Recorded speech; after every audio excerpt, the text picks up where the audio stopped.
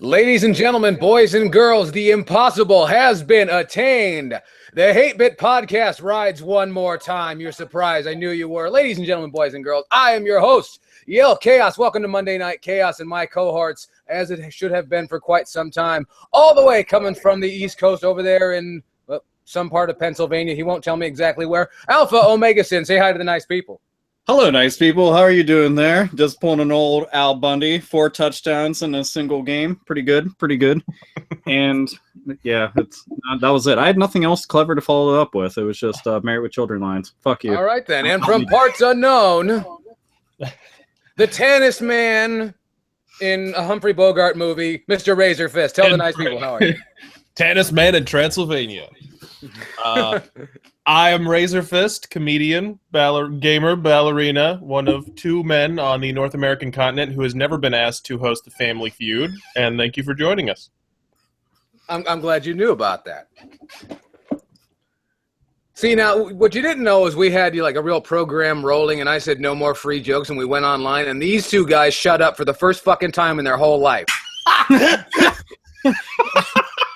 We'll see that. I do find that kind of fantastic. Like, we're on a roll, and it's like, now do it for the people, and just cricket sounds and shit. We're all like, well, we should have planned this shit out. We should have been like, hey, let's talk about this story or that story. You guys, it was that was a shit chunk of the Hate Bit Podcast was us sitting there on fucking IGN. Hey, is this fucking story worth talking about? Is this a piece of shit? Can we mock this Jago? Like, hey guys, look. That's fucking retarded. Yeah!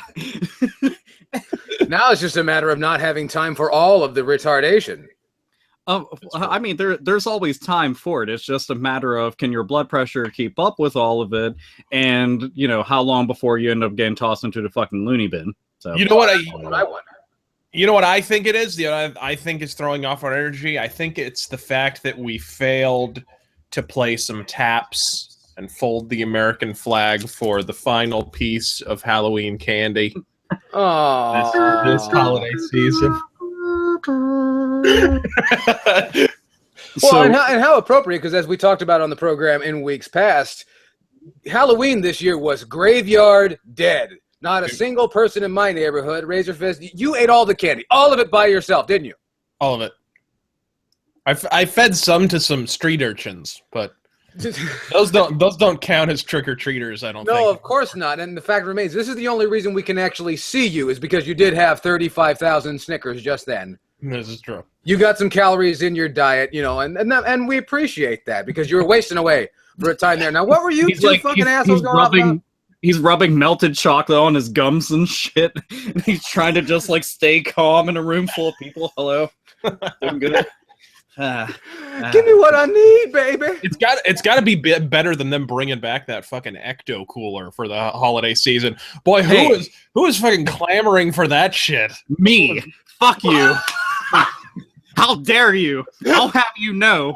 I can't. I was wheeled into rooms in a nice bed. Electronically can move my fucking pathetic ass up and down because I don't need muscles anymore. I have science. So they do that. They Iron Man me into this fucking bed. 4 IVs in this one, 4 in this one, and I even had the fucking big titty nurse go and put a couple in the goddamn fucking old eye. It was the best. I didn't have it in a can, though. I thought that was unethical to drink it out of a can. Did you see that? That wasn't ceremonial enough for you? Would you have a chalice? What did you...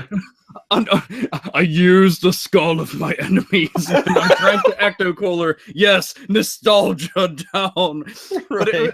But I saw the little boxes, but I mean, most of us felt ripped off getting a Capri Sun. When you get one of these fucking boxes, like, dude, I've seen fucking queef stains on the inside of some bitch's panties that were more fucking absorbent and soaked up than what they had in there. I'm like, just drips.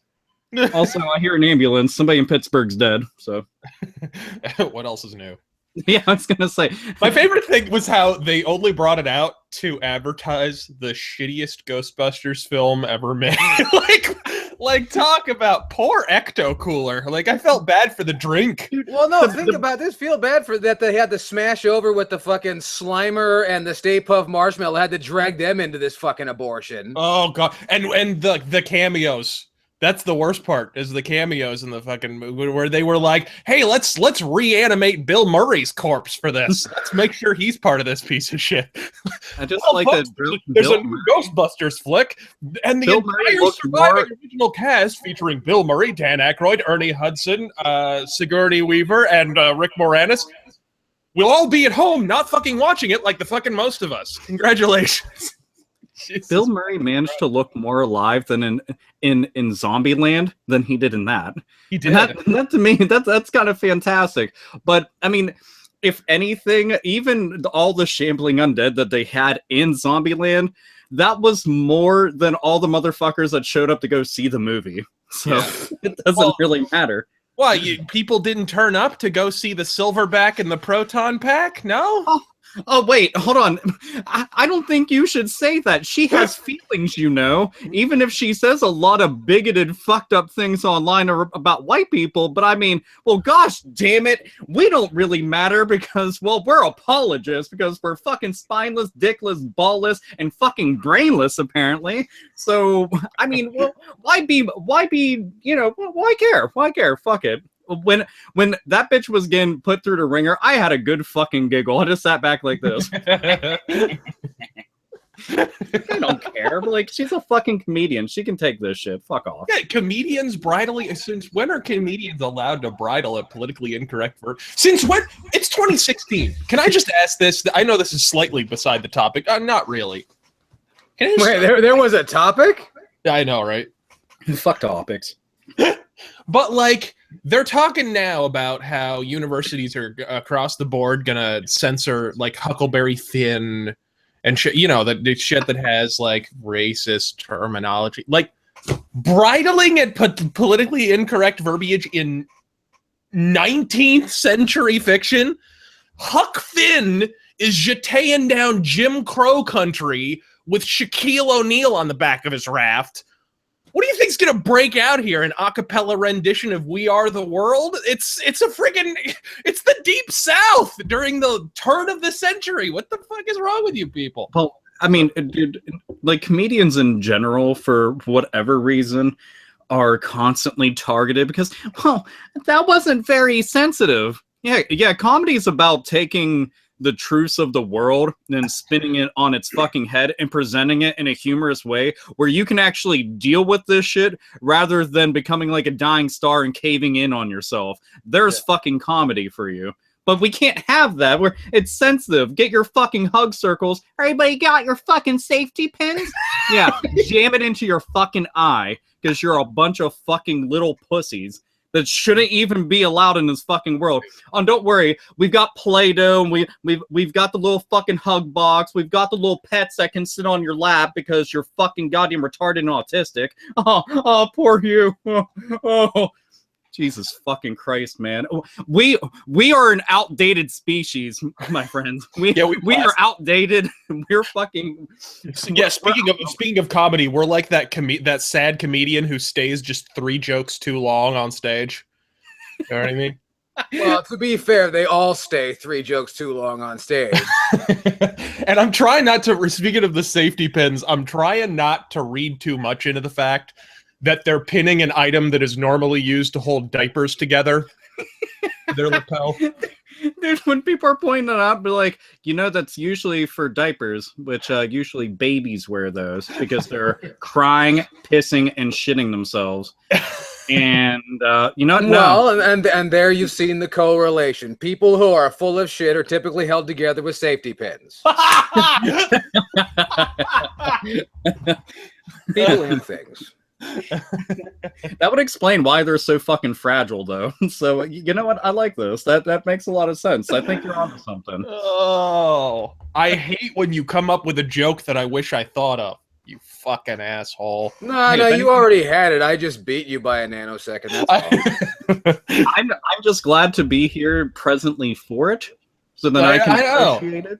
That's always a good feeling. It's a good feeling, but yeah, they're just a bunch of fucking pussified idiots. Well, the thing that's stranger is a comedian, a female comedian, people who are notoriously self-promoters and will go to any lengths to do so in order to get themselves over, not aware that Twitter is a fucking work. people say shit on Twitter to hurt other people's feelings to be noticed. How someone wouldn't notice that who's a notorious self-promoter, that is beyond me. Or someone's faking it and putting on a show for you because, oh, woe is me, is also a great way to get yourself over.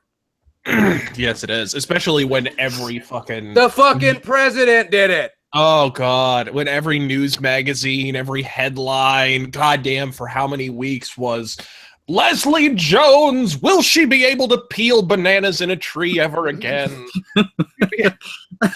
Will she be able to fling feces at hapless passersby any longer? I found it really odd that, one, they went and canceled a fucking remake of Congo, which was really depressing. But beyond that,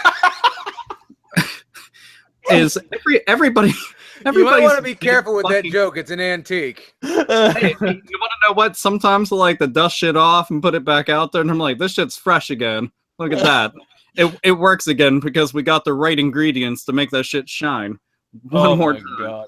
But we've got all these people who are big time fucking bleeding hearts, and they're out there with their fucking picket signs, and they're crying and whining and bitching and complaining, and I'm like, you motherfuckers haven't struggled for a single goddamn thing in your entire life. You can't spell struggle. You can't tell me the definition of struggle. And if any of you stupid, ignorant fucking asshats have ever thought for a single second, which I know that you haven't, because all you're doing is just echoing what other people want you to echo, but if you have to speak on behalf of people, you are not empowering them at all. All you're trying to do is just pat yourself on the back and be like, look, I did it good, right? Candy, please. No? Razörfist took the last one. Fuck him. White man takes it again. The whitest man. Me? Well, come on, man. You're so white, you're monochrome right now. So, My favorite thing is how lost in the shuffle, and this was not by accident, lost in the shuffle of the entire controversy was the fact that the movie is just shit. Just play. It's supposed to be a funny movie, and it's just plain. Well, not only that, I stumbled across. Dig this. Okay. You guys back me up if you're a Netflix user, but it's amazing how Netflix is trying to shape entertainment as we know it, and you might not want to know what I'm talking about. But what I'm talking about is all of this shit that appears on Netflix and the streaming services that is allowed to masquerade and be called a documentary. Have you seen these things?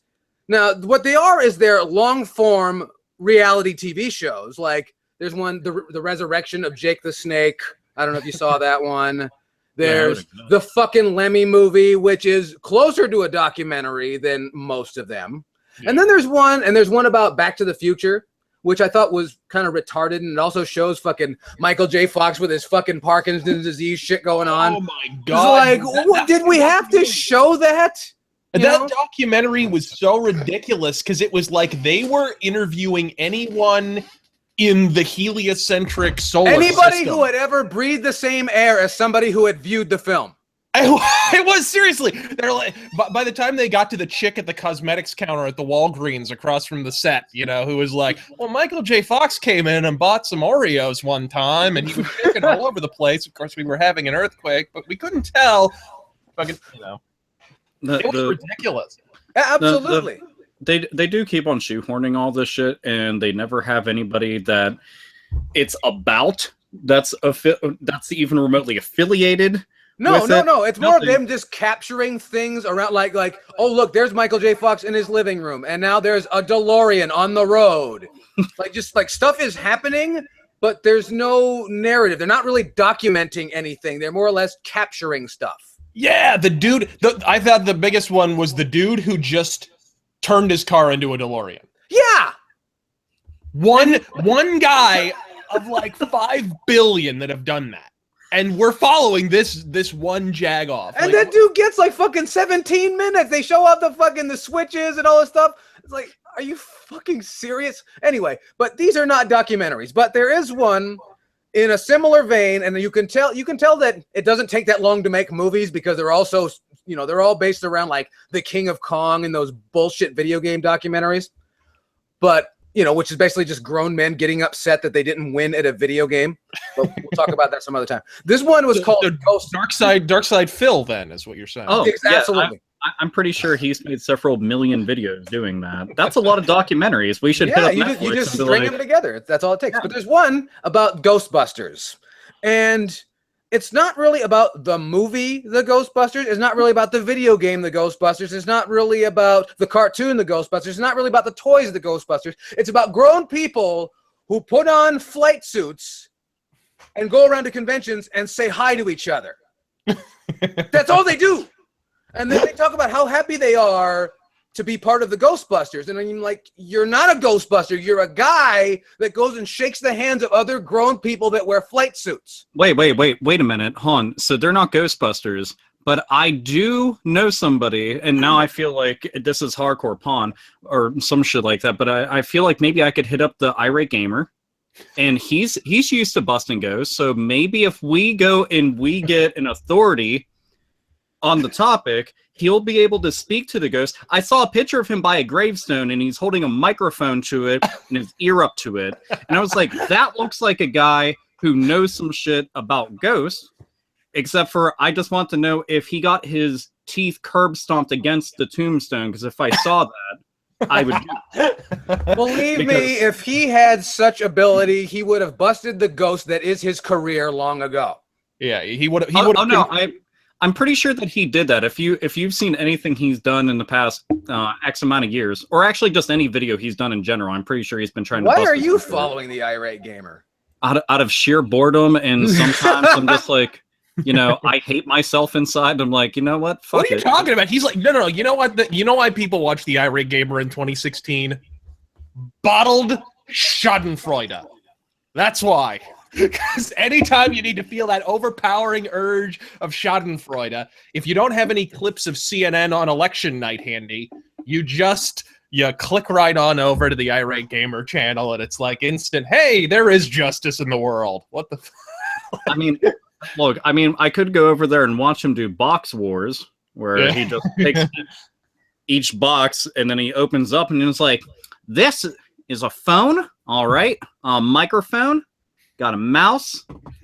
Thank you for watching. Please subscribe. I'm like, well, shit, I need that right there in my life. That seems fantastic.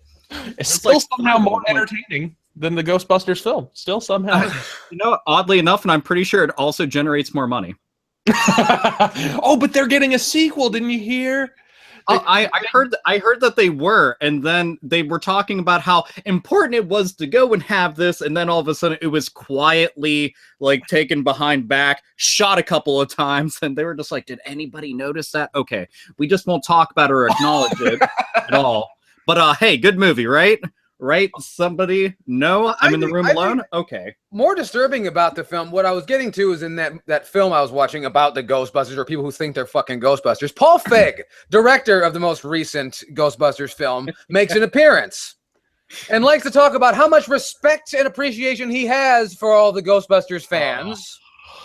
And he hopes they will come see the new Ghostbusters film. He's plugging a fucking film inside another film.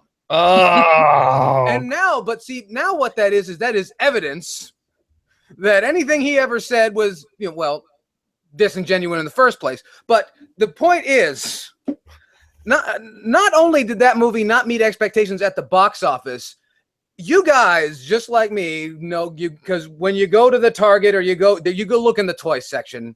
You go look in the toy section just because, and there was a metric shit ton of Ghostbusters toys over here and over there. Well, and dude, you got I fear the number that had to be invested in all of these toys that no one gives a good goddamn about and are going to be in clearance at Walmart for a long time. Dude, you got to see the amount of money that they spent specifically and solely on marketing. Oh, how much was it? They spent so much that the movie still hasn't made enough to cover marketing. Is it really that bad? So now, not just that, but somebody pulled up some fun figures because, well, stores can keep track of a whole lot of things because, well, you need to know about your inventory. Yeah, somebody was doing this across various Walmarts and Targets, and they were noticing that the Ghostbusters stuff, the new Ghostbusters shit, and not the actual new Ghostbusters, because that's a cartoon and godly, but no, this new remake, they have that merchandise, then the original merchandise that was put out. Well, the original OG Ghostbusters merchandise was actually selling. All the other shit was collecting dust, getting middle fingers, getting pushed to the side so that somebody could get like Five Nights at Freddy's shit, which is just depressing in itself. People are picking up that crap, but not that. So what you're going to do is you're going to see lots of people do, I don't know, some kind of like pickups video where they're going into a Goodwill and they're shopping around with their little phone and stuff. And you're going to see lots of them with clearance tags on top of that, and clearance tags on top of that, because even at a fucking $1.99, it's still a bullshit ripoff because nobody wanted it. No one. It's like when I bought the Snailians as a kid. What the fuck? What happened there? But no, I can't imagine why. I mean, it's fucking. Have you ever screened? Did you see it in a theater, or did you see it after? Did you pirate it? You can. I pirated it. I felt bad. It was on the hard drive. Well, seriously, screen this. Guys out there, now that you don't have to pay money. I mean, you have to purchase it legally with tender from the government. Now that you can get this without it. Now that you can see this without sauntering on into a theater and wasting your money and time, screen this film for anyone who wasn't already emotionally invested in this film being good because the women's, right? We'll see more belly laughs at a suicide bombing. Hey, depending on the venue, that could, swing against you. I'm just talking about math, No, the movie, the problem is that the way that they went about the movie, they specifically made this movie to, like, oh, wow, well, we see that gender politics is a big thing, so we're going to just put women in the movie and all the starring roles because that's who we want to cater to. Yeah. Well, that didn't really do anything. You're supposed to cater to no one and just make a movie. You just want it to be entertaining and funny. And Ghostbusters, in a lot of ways, was kind of groundbreaking because it was a comedy, but it was a dark comedy and slightly a horror movie because some of that shit's kind of scary. Like when you're a little kid, some of that shit's kind of scary. Yeah. And you're taking somebody as big as Bill Murray, because at the time, that motherfucker was king shit. Yeah. And you're putting that out in the theaters, and that's amazing. This movie was a slap in the face. And some people felt that the sequel, Ghostbusters 2, was a slap in the face. Oh, no. No. Not like this. Not like this at all. No. This was a different piece. I think the bigger mistake is to really think that Ghostbusters has legs. For me, the most interesting thing has always been the pseudoscience in how the proton pack and the containment system work. I find that interesting. And we've since found out that that's not how nuclear technology works. So that's all complete bullshit. And to try and drive, the first film was... Wait, there was a time you were walking around honestly nourishing the suspicion this was valid science. Hey, I'll strap a nuclear reactor onto my back and I'll go catch ghosts for a living. Yeah, I was 4. What? Fuck you for going ahead and just marching all over my goddamn wants and desires of being a 4-year-old entrepreneur. You dick. What do you do? You kick Santa Claus in the balls too? Shit. Why are you on here again? Well, to do that about nuclear shit in the fucking 80s, where it was, oh yeah, if you just get some plutonium, you can travel back in time. You can everything was nuclear, man. Just like in the 50s, everything was atomic this, and you'll have an atomic dishwasher. And don't we have a lot of our best comic book characters, thanks to all things nuclear related, that we can't explain all of it because it's like a big fucking unknown anomaly. So, shit might happen, and I can't even count the amount of horror movies. No way! I want you to name one good, solid, strong character that has been given to us by radiation or nuclear technology. If you say the Hulk has been... Well, that's a radioactive spider. He wasn't blown up or anything. Daredevil. But it still counts as radioactive and nuclear are not the same thing. I don't care. Okay, well, guess Damn what? you and your I East also Coast do education. all that fucking magic shit with the fucking backpack and busting ghosts because I'm not Chris Bores. So fuck you. Fantastic Four. Fantastic Four was gamma rays, right? Something. I don't even know. I don't even know. Well, I think it's changed a number of times. It has Look, changed look, a number dude, of times, and there's very little fantastic about the Fantastic Four. I want to say Look, that. okay, that's That not group true. is fantastic in name mostly. I've always wanted to grope some fucking dotted line titties. I always thought that shit would be awesome as fuck. I'd be like, look at this. This is science. Don't get me Particularly wrong. I everyone also with do. this I think it would be album. great if some motherfucker was grabbing me and I just became fire. Like that would be awesome. It's like I'll show you. You don't go laying your hands on me at the Olive Garden. God damn it. And you thought there was no sexual frontier left. No. All hail Alpha OmegaSin for making everyone just want the dotted line titties. I mean, look, if somebody out there ever saw like the Fantastic Four in the Spider-Man cartoon, because I can't think of them in anything. And you else know, that every matters single for person who's shit. listening to this conversation is thinking about Ben Grimm's big rock dick. Fuck all of you. That, my friends, is what projection sounds like. the fucking leaning tower. And that's why they call it Yell the thing. Chaos for like the last 5 minutes. Yell Chaos has just been sitting there. Don't talk about the rock dick. Don't talk about the rock dick. Don't talk about the rock dick. It becomes that SpongeBob meme. He's just like, I gotta have it. That's why they call him the thing, you know. Diddle, diddle, diddle. So we've established that essentially a lot of modern movies are fucking rubbish. We've established that at least one is. Well, we've established that we never understood nuclear technology either. I mean, look. Although all we I know could is definitely throw Fan Four Stick in there, though, if we were going to talk about shitty movies. Oh, both of the Fantastic Four movies that came out before the one that was somehow worse. Somehow, I was already done. I signed off. I was just like, well, I'm done because I saw the second one in theaters and I just stared at it and was like, that's not Galactus. And I just like, I didn't see the rest of the movie because I remember just being sad. Like I was just like, I'm washed over with sads. I don't know which one I saw. I just know that it made me hurt in my heart for Michael Chiklis. Like, the commish deserves better than this. He really, really does. See, again with the thing. I think Yell Chaos has got a little thing. I think I'm gonna sneak peek into his mind. I feel like he's got a DeviantArt account, and it's like all of his favorites are nothing but like the Thing, and then like porn of the Thing. Him just banging like every other fucking character. Him and the Hulk. That just makes the most sense. I always figured like he'd be the Little Spoon though. Make more sense. That reminds me of when She-Hulk banged Juggernaut, and people and all the Avengers were giving her shit, and she's like, I think it was Spider-Man who was like, after you go Juggernaut, it's physically impossible to go back.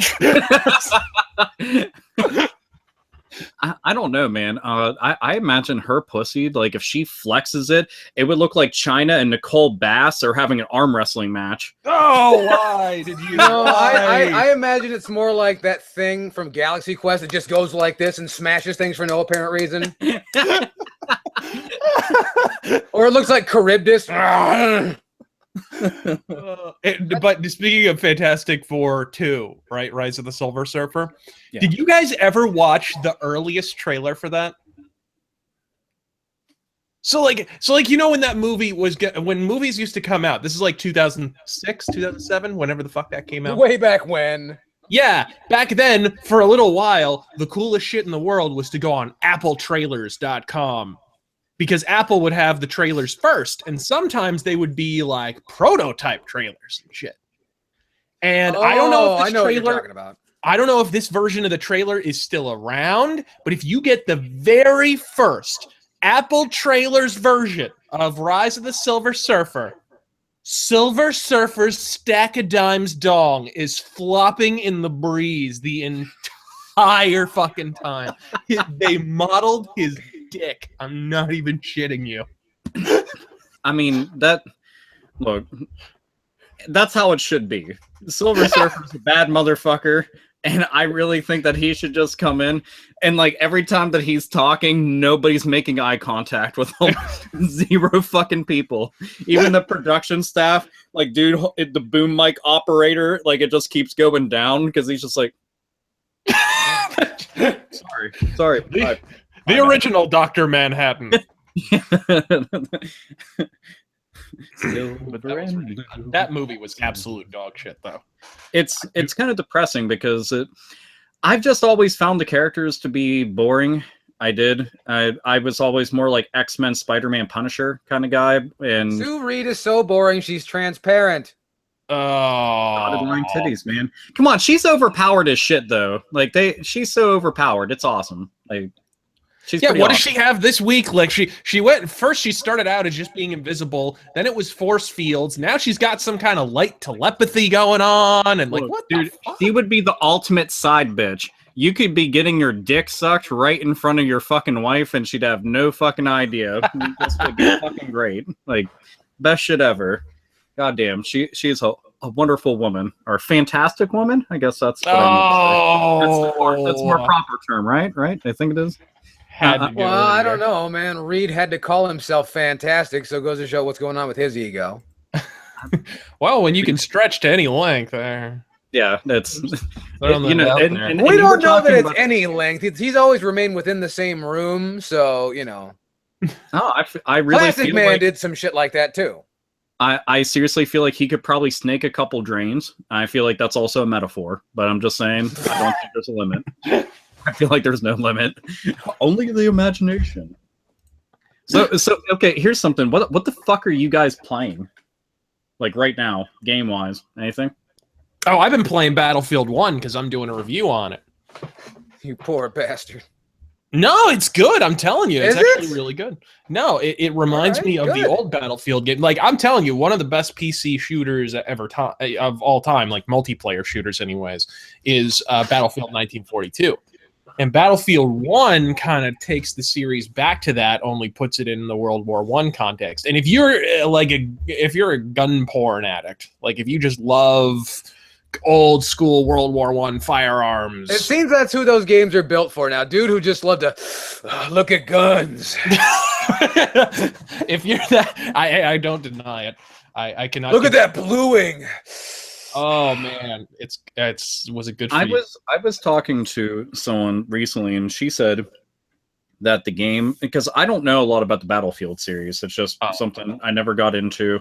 I knew it existed. That's about as far as I got with it, and I played one of them on PS3, and that was essentially it. But they said that this has a ton of rare guns that you won't see anywhere else, like guns that were manufactured in only like a couple hundred.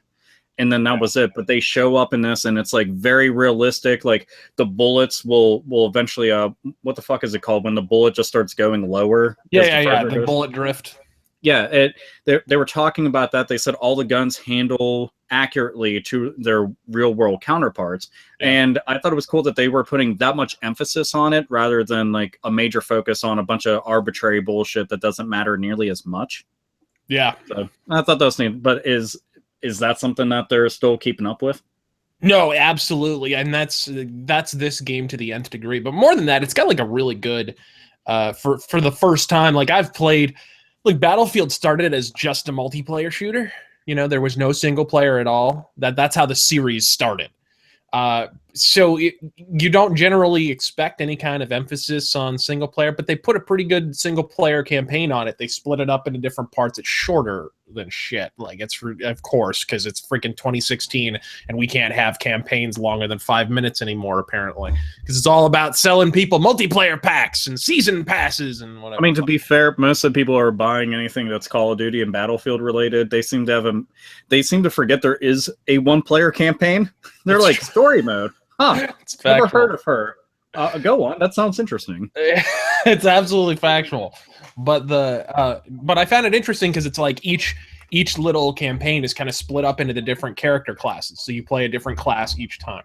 So it's kind of like a primer. at the same time as being, just a single player campaign with a story.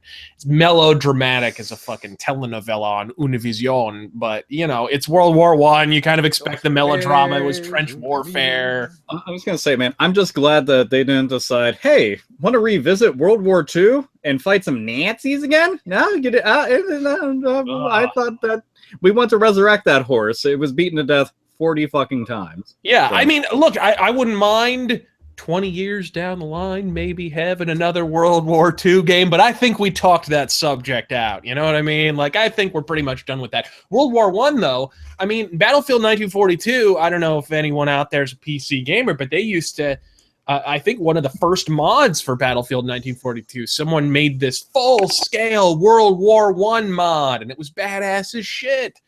And I'm a World War I history nerd anyways.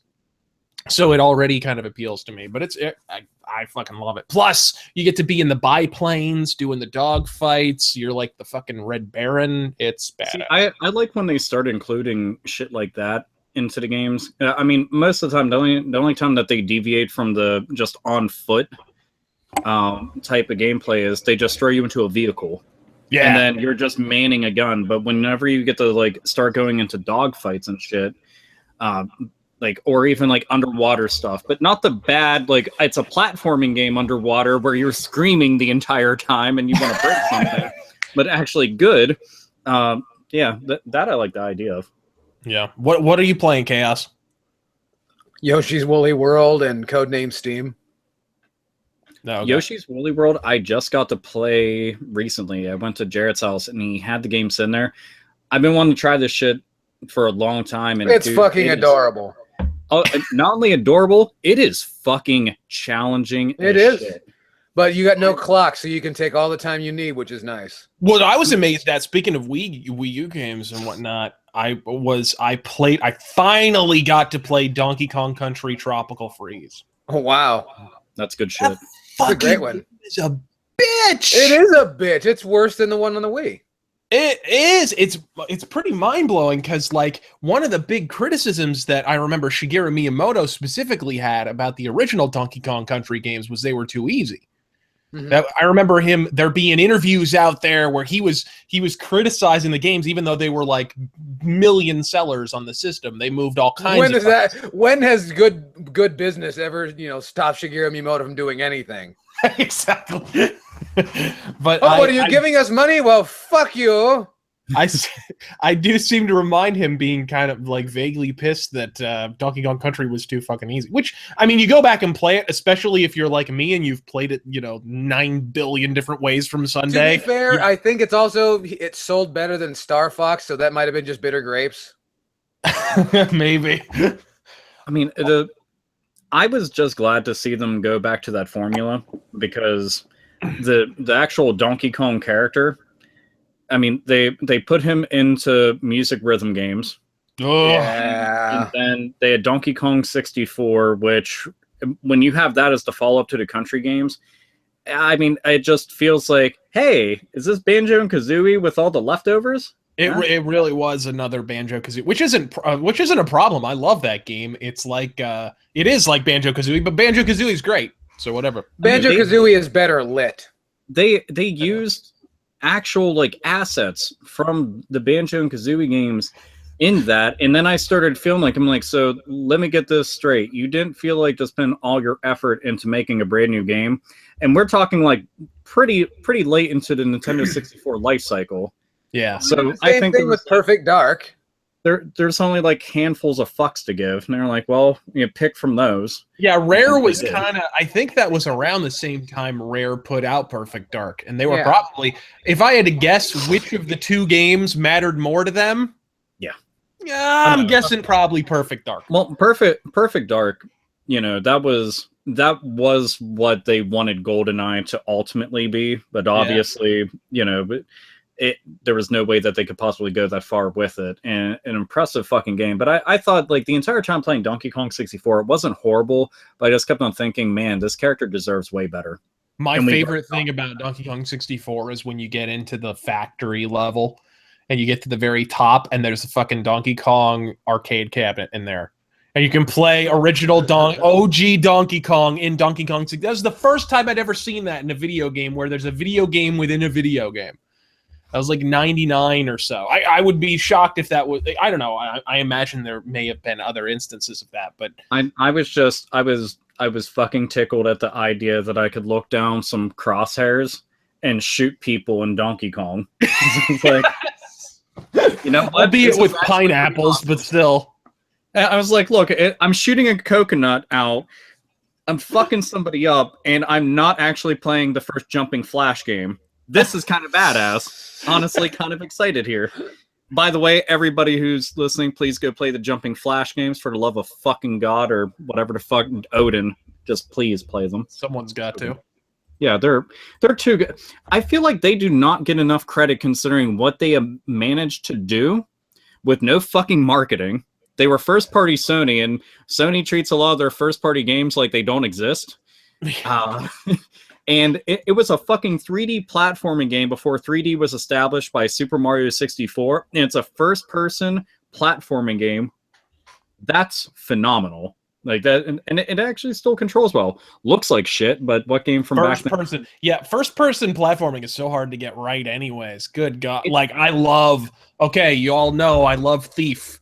But holy fuck, those platforming segments at the beginning of Thief the Dark Project with the fucking your man trying to mantle up cliff faces and oh my God. Well, what Jumping Flash got right though was the ability to look directly beneath you, to look all the way down. Most first-person platformers don't allow you that. You're just supposed to guess because your head is in a fixed position. They tried emulating something similar to that with fucking Bubsy 3D. Tried doing something like that. If you remember, every time that you jumped with that poor sickly bastard, he would jump, and then the camera was just like, "Here we go." Like, well, dude, that doesn't fucking work. And then he's just like, random one-liner, and it's not quotable like Duke Nukem. You're dead. Like, this is my weekend. I rented this. I can't take it back. Mom, where's my copy of Conker's Bad Fur Day? Wash the fucking shitty taste out of my mouth. Oh God! At the time, Conker's Bad Fur Day wasn't even fucking out. Yeah. This shit was still only a couple months removed from when it was released. So, I mean, Super Mario 64 had just come out, and it was like Super Mario 64 and Bubsy 3D. And some people tried to defend it. Well, it was still new. I'm like, Jumping Flash did it just fine. What the fuck's their excuse? This game was shit. It was a game that was in the pre-beta stage of a beta. So imagine the pre-beta beta. That's a demo. There you go. You just got yourself a Bubsy game. So Assassin's Creed Unity then. No, this was somehow less buggy. So somehow, or the new HD re-release of Assassin's Creed 2. Oh my God, that shit! All I had to say as soon as I saw that, it's good to see my creator wrestlers from WWF Warzone still getting work. What the I want to understand something like, wait a minute. So, do all remasters just automatically take away eyelids? Because that's what happened. And like was it Zsa Zsa Gabor? Like, it looks like that kind of plastic surgery just done up real fucking bad. I'm like, you are horrible looking. Dear God. Like, his lips were like spread out like this. And I'm like, I played so many survival horror games, and he was fucking scarier than every goddamn Silent Hill Shattered Memories. He was scarier than every fucking thing that showed up in that goddamn stupid fucking goddamn we're a remake. Yeah, fuck you. God. Oh, but don't you know it's a reimagining? Oh yeah, reimagining. You want to know what reimagining is code for? Well, we don't actually have a lot of stock in our work, so we're just going to use this term and hope you don't hate it as much. It's an excuse. See that? Yeah. Marketing 101. I fucking hate it, but it was, yeah, everything that's Ubisoft related. The only thing I care about when they put out is like, I mean, I like the Far Cry games. I do. Ever since Far Cry 3. Far Cry 1 is horrible. God, is that a stupid game. And the Rayman games, I like those. They're good. I like and if Blood I can get Dragon. another Blood Dragon out of them, Yeah. I'm good. Just give me more Blood Dragon, but they won't. So, And many, many, many moons ago, Splinter Cell was great, but Oh, you know what's fucked up? Is that doesn't even show up in the radar of my mind because it seems like a literal lifetime ago that Splinter Cell not only was relevant, but was actually good, and it was. It was great. Are you ready for this? The last good Splinter Cell game that came out is 10 years old now. I don't even. It has literally been since 2006 that series was working. What was oh god, I always fucking forget. What was the last one that they made? Conviction or Double Agent or Blacklist? See, it doesn't matter. It's like Splinter Cell random dumb blah blah blah. So all they need to do is like Revengeance or some shit afterwards. I'm like, there we go. We're hitting tick off every little checkbox there. But man, when that shit came out, I'm like, so are you gonna be a stealth game? They're like, nah. I'm like, oh, my mistake. I thought I was buying a Splinter Cell. No, I wasn't. It's fucking. Dishonored. Is Dishonored 2 out yet? It is, but it's not playable yet. I don't. Okay. What does that mean exactly? that is horrifying to say in 2016. It means the game has the frame rate of an underwater fucking aerobics class. Like, I like that. I like that. That's that's like, good. So it's basically Neo dodging bullets in a fucking marine tank is essentially the frame rate of Dishonored 2, and it's not much better on console. But I'm mostly talking about PC here, so that's why I haven't bought it. Because if I were gonna get it, I'd get it on PC, and that ain't fucking happening. See, I love the first one. I know what you're thinking. Awesome. I know what you're thinking. A Bethesda game that's broken as fuck on release? Will wonders never goddamn cease? Are you sure? Like, whoa. Hold on. That's not possible. I'm from Earth 2. What do you mean, Earth 1 residents? That the frame rate, that's not possible. No, that's kind of depressing because I've been looking forward to that game, and I'm still kind of pissed off that Target canceled the fucked up glitch in the system whenever they had one day where they allowed the pre-orders go for like $15 and it paid off the entire game. And I was just like, boom, give me that shit. They're like, yeah, we're going to go and cancel those and give your money back. I'm like, or you could give me the game for $15 because that would have been pretty awesome if they didn't. They're cunts. Fucking cunts. Yo, Chaos, I'm sorry we're talking about this shit and you hate us. It's okay. You did deny the hatred part, so I'm sorry. I like to hate you. Because you don't invite me to shit. You didn't bring me on finalbosses.com. I got a lot of email about it. You didn't think I was going to bring that shit up because I've been all nice to you all day. I mean, if you want to go on there, No, I don't want to fucking be on there. No one goes on there. I was going to say, I can't get people to go on there. What the fuck are you kidding? I know. I feel bad. I'm sorry. I didn't mean to tear open the wound, I was like, hey, so we're putting stuff on there. They're like, oh, yeah? Is that a different URL? I'm like, yes, it is. And they're like, I can't do that. That's a no. I mean, like, is it going to come to my subscription box? No, I no. I like it here. That is not we can't do that. I was just like, well, fuck. And then I noticed like every other site that's tried doing stuff like that, they're just sitting like it's like an ocean with all the same boats. Can I ask a question? Yeah. Did you learn a classic game room lesson?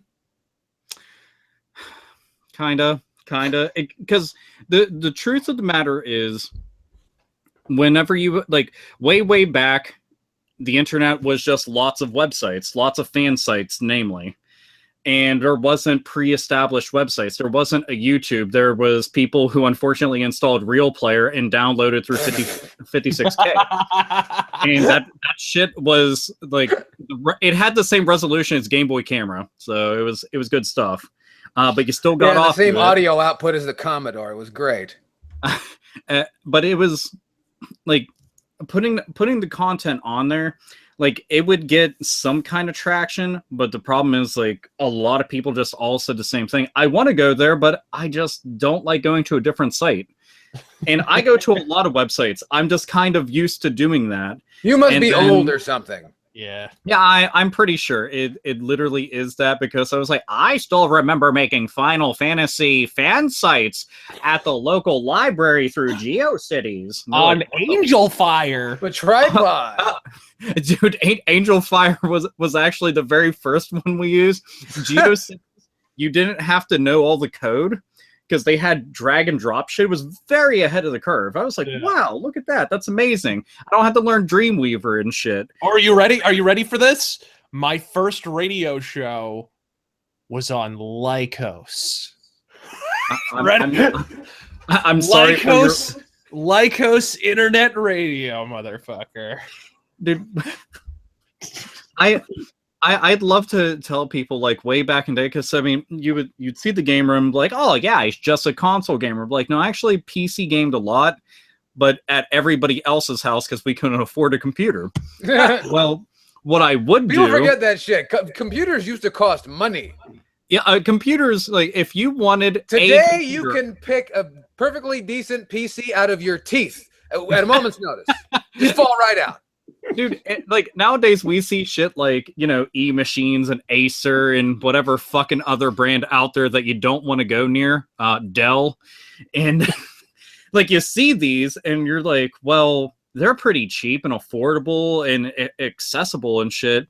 Yeah, well, there was no budget brand PCs when PCs were new. They were all expensive. Budget brand PCs were called old PCs. I know, because I had a Tandy 1000EX in 1990. No, okay. Be honest with them.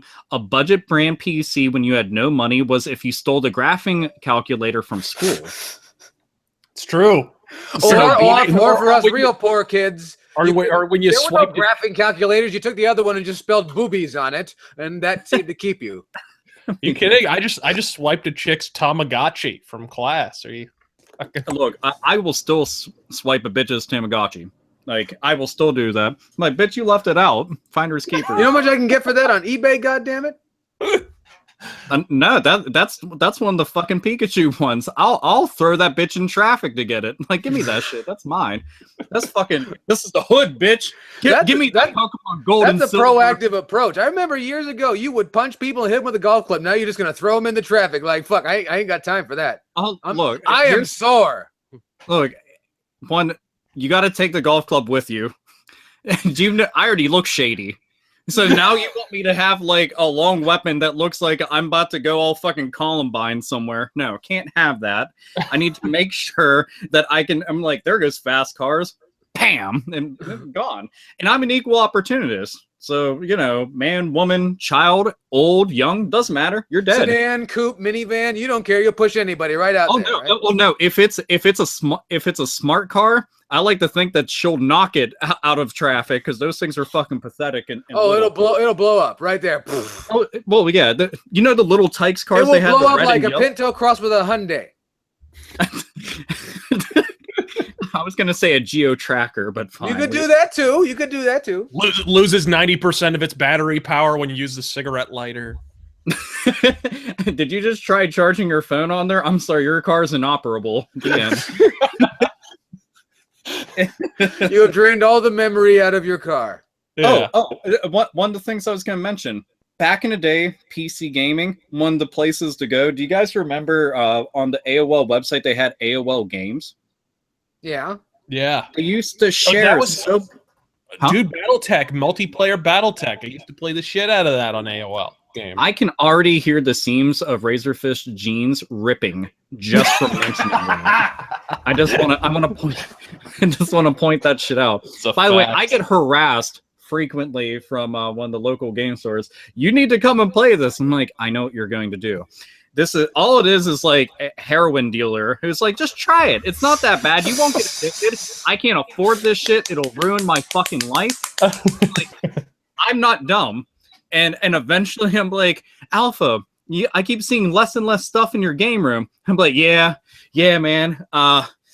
I don't got time. Gotta go.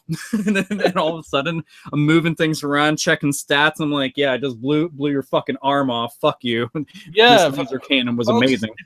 For those who out there who aren't aware, BattleTech is a tabletop game. You see, tabletop games were the things that you played back when we all thought Pokemon sounded like a gay Jamaican porn, you know? Like back when no one had any conception of a YouTube or a whatever. Back when we had friends. Back to the ethereal mists of antiquity. I was gonna say, man. I mean, I was from back in that day, and right now I got like 2 friends. So I realized that I had a lot of associates and shit and stuff like that. But yeah, I just got the 2, but they're totally worth it. But I want to play that game. It just demands so fucking much. And oh my god, like all the Warhammer shit. I see it. And the one place, like, dude, it's weird. You go down this spiral staircase, like it's actually unreal, and it's all underground in this huge basement. And you know how they make fun of some gamers like fucking basement dwellers? This is like their command center. Yep. Huge and just like it's sprawling and massive. And they got all these areas set up for it. And then I just walk over to the Magic the Gathering area. I get cards. I look over. I start skipping past cards every so often. I'm like, maybe I could just for the no, I won't. I might. I may. I could, but I won't. It's worth. Yeah, sure. We're slowly dying of lung rot, 20 feet under the earth. But hey, we've got StarCraft 2. Dude, I mean, 20 feet back up, you're dying of other stuff. It's not a big deal. Death is overrated. Who cares? So, Chaos, you were talking about Yoshi's Woolly World and Codename Steam? Codename Steam. So, thoughts, feelings, enjoying it? Well, like I said, I'm a man of few words. Yoshi's right? Yoshi's Woolly World is fucking adorable. And Codename Steam, I just started last night, so I really don't know a whole lot about it. I got to play these. My wife is busting my chops. She bought these games for Christmas last year, and she said, "Are you going to play these fucking games?" Or I said, "All right, yes, dear." And so I don't know a whole lot about it, but Yoshi's Woolly World is more challenging than I thought. I decided to take it lightly at first and thought it'd be just like another Kirby's Epic Yarn, which it is, but it's a great time. I really enjoy it. It's a little more Mario-ish than Yoshi games usually are, but the puzzles are, how can I say this? They're obtuse at first, and then they kind of unveil themselves to you. Dude, I thought the puzzles in it reminded me of all the after Thousand Year Door Paper Mario games. Kind of, sort of, yeah. Like that's what I feel that they're reminiscent of, and you have to get really good with like the jumping in it. I kept on wanting to platform in the game like I was playing a new Super Mario Brothers style game, and you can't. It feels like you could, but you can't. And it took me a while, but I started off on like World 3, and it was like near the end of it, and I'm going through all these different one of the big castles, and the amount of what was it keys that I had to get to go and unlock some big ass room for the boss fight. I fucking forget, but it was a ton of shit. It was really tough, but I ended up liking it. Everybody fell asleep because they were all passed out drunk, and I'm sitting there with the Wii U. I'm like, yeah, because I'm the life of the party. Hell That's yeah! always me. That's always me. Either that, or I do the opposite. If I have a big all nighter or whatever, a bunch of friends are chilling or whatever, I'm usually that asshole who falls asleep right before everyone else so that I can steal the bed. So my friend doesn't get to sleep in his own goddamn bed. Because I am not sleeping on that dog hair caked futon, goddammit. That is not happening. Are you also the guy that gets dicks drawn on their face? No. Good for No. you.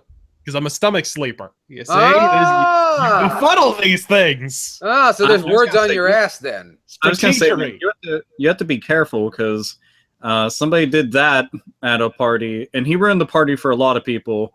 and he was the same one who got a funnel put in his ass while he was drunk, and was it salad dressing got poured in it. An entire bottle of salad dressing in this dude's ass. What I want to know is who was in charge of like fanning out the asshole to get a fucking ordinary funnel to fit. It sounds when you describe it like it's a cartoon, like it's shoomp, like it just goes in there. It's not like that. Yeah, hey, head on over here, Sphincterella. I know we had a fucking fun night planned for you, but right now we need you to jam this. When you have a party filled, and keep in mind, it's like the winding down portion of the party, and everybody's either completely blitzed, or you got the last few that held their liquor or didn't drink enough so that they could be conscious to do shit like this. Then you find the one person who's just like, you're depraved, spread his butt cheeks so that this funnel can get in there. Yeah, it works. It works. It's terrible, but yeah, he ended up shitting it all out hours later and then choked somebody else for it.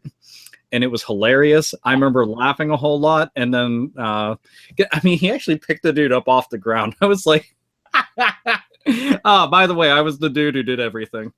I'm just wondering why the fuck you guys had salad dressing just on hand. What kind of party has salad dressing? No, we went into the fridge. When there's no more beer in the refrigerator, you do with what you have. Dude, originally it was going to be hot sauce because I was like, that'll fucking burn real bad. That's cold-blooded. Oh, I didn't care. I was fucked up. Like I'm not now. And it was just like, well, there isn't any. Well, salad dressing, that'll do. So, yeah, Newman's Own. Yep. I'll tell that brings a whole new meaning to Hidden Valley. But anyway, so let's continue on. Ah, zing. Yeah. That's good shit right there. I like that. Damn it, Kaos. You got the transition. What were you playing, you prick? Oh, yeah. I forgot. Fuck. Let's see. So I went and I drank from the Weeaboo Chalice and have been playing World of Final Fantasy. Oh yeah, I saw that actually. It's fucking Pokemon. I don't know. Like that's the easiest way for me to say it. If somebody's like, I hate Pokemon, I'm like, you'll fucking hate this then. I think it's one of those angry fucking PMRC bitches now who have it out for Pokemon because it's satanic. I mean, it's. I personally prefer whenever they're going off about the game. Whenever it's the actual like priest, it's just like it's the devil. It's the devil, I tell you. And I'm like, yeah, this guy knows what the fuck's up. But it is. It's there's another game. It was on Game Boy called Dragon Quest Monsters 1 and 2. Same exact premise as that. Just take that shit and you put it into the Final Fantasy world, and that's really it. You see cameos from all the games. And I was playing before that.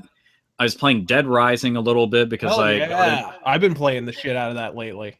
Dude, they re-released it, and I was just like, finally! Like only one of the best fucking games from last generation finally getting like a proper re-release. Fuck yeah. What do you think of the new Dead Rising? Have you seen any of the new Dead Rising footage?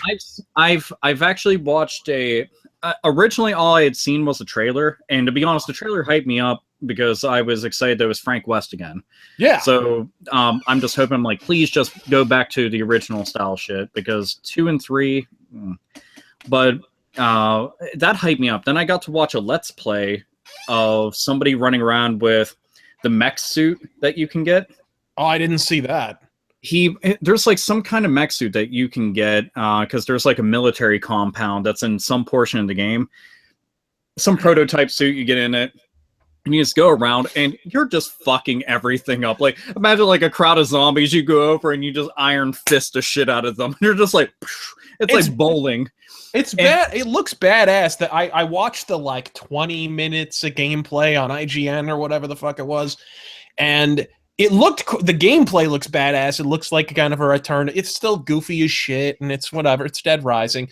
But what I miss is like the satire kind of element. Like where's the restaurant that's named Jill Sandwiches? You know, I'm hoping that kind of shit's like hidden throughout it, because anytime that we saw like the stuff from the original Dead Rising, I think the only thing that they ever showcased was one of the Servbots heads that you could wear as a mask. I think that was about it, because most people didn't know about you can dress up like Mega Man and you can run around and go and fucking shoot shit. And then the Jill sandwiches thing, like you had mentioned, and they've got all this stuff. And I like that because, you know, it's a modern day setting and you can do whatever the fuck you want. Like it's Capcom. So give me something that's Street Fighter based, something that's Ghosts and Goblins based. Like, I don't give a shit. Like, is there going to be definitely... Oh my God. If you had the suit of armor and then if the zombies hit you, your fucking clothes fall off, that'd be brilliant. That'd be goddamn brilliant. Dude, you get knocked back, but your entire outfit just changes to just the heart boxers. Yes. But I'd like to think, like, there's a lot of people, I remember I had seen this debate. They were like, oh man, Arthur's just the weakest piece of shit, blah, blah, blah. I was just like, the fuck he is. Arthur isn't a weak piece of shit. One, Satan steals his fucking woman while he's banging in a fucking graveyard. That's metal as fuck. Number two, all it says is everything in this world is that fucking strong. Satan just summoned all this shit. Do you think he's just gonna throw bitches at you? No, he's fucking Satan. Yeah. So he went after the toughest motherfucker with like the bitch with the best pussy ever. Because I mean, is Satan really gonna take like anything less? He had Lilith. I mean, fuck out of here. So he's off taking that woman, and then he's just like, oh wait, you have to play the game again to really get me. Oh, not only that, but Arthur's a badass because he's throwing those lances, and they're the size of a fucking car bumper. Yeah. Oh, and he's throwing them like this. Yeah, like that's like, it. Oh, yeah. Effortless. I'm just throwing car bumpers. Don't fucking worry about it. Like, fucking... yeah, and there's people like, yeah, well, I mean, he can't shoot upwards. I mean, depending on which version of the game that you're talking about, but he can't shoot upwards. I mean, that makes him kind of suck. I'm like, no, it's because he's so badass. He wants to do everything the hard way, like a man. You see that fucking beard that he has, like a fucking man. Don't forget, he's the guy that goes to picnics in his underwear. Oh yeah, I mean, who's gonna tell him no? They're like, sir, you can't do that. And he's like, Lance. Well, come on, he knows what's gonna happen once he gets to his bitch. Come on, he knows. He only needs the armor and some undies. That's all he needs. That's all he needs. And then he just goes, I don't acknowledge Maximo, and then he just bangs the woman over and over again.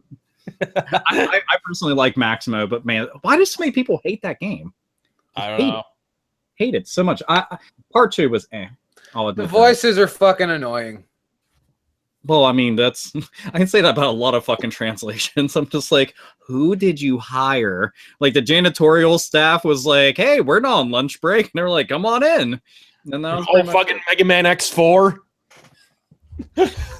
There's no need to go on. What am I fighting for? Now I just feel like it's Dragon Ball Z.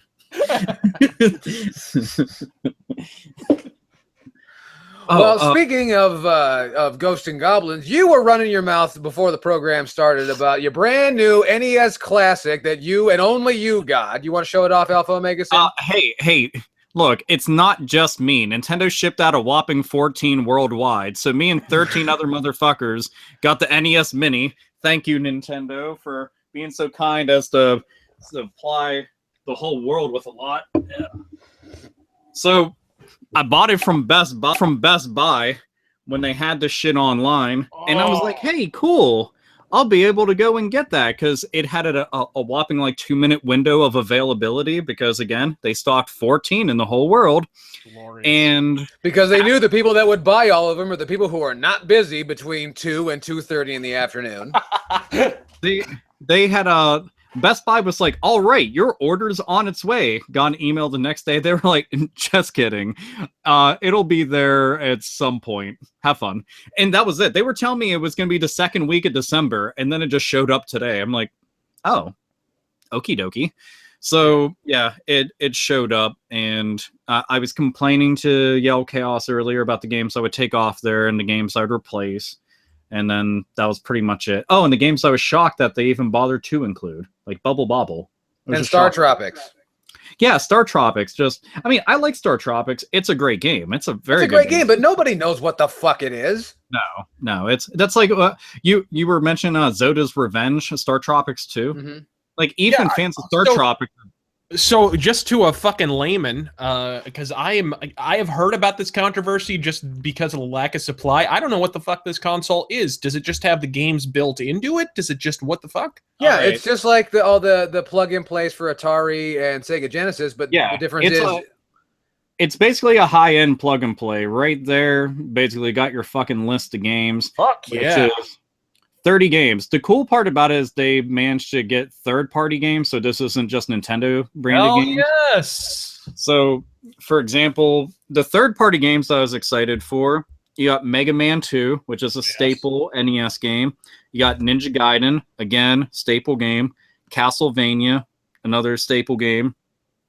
Double Dragon 2, which doesn't get enough recognition, but that game is the fucking shit. Let's see. It's got Ghost and Goblins.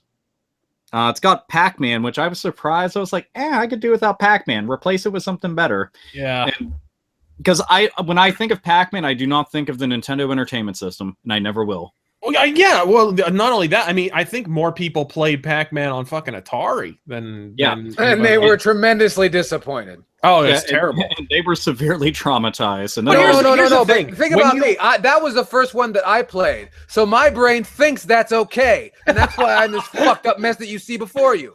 It's like fucking, you're fucking traumatized. Seriously, whenever people bought a copy of Pac-Man for Atari, they shouldn't have even included the goddamn cartridge. They should have just included a paper that said, hey, have you ever been to a laundromat? Yeah, fucking go there.